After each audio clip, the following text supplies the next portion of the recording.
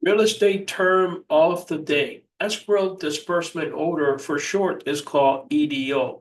This is one of the settlement procedures that brokers use to come to an agreement between a buyer and seller. However, this involves FREC, and it's also the number one source that a broker uses. Why?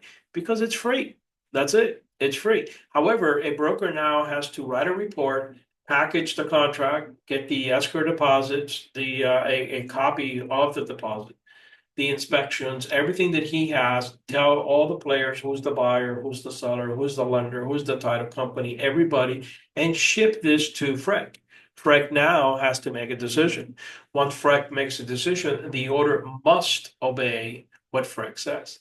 However, let's say that the broker sends it into FREC, and in that time, the buyer say, hey, you know what, I'll take this, and the seller agrees to it, and they come to a happy medium.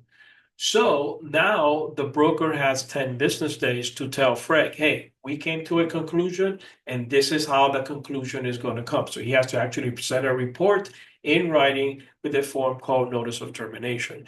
And then FREC will just release the case and close out the case.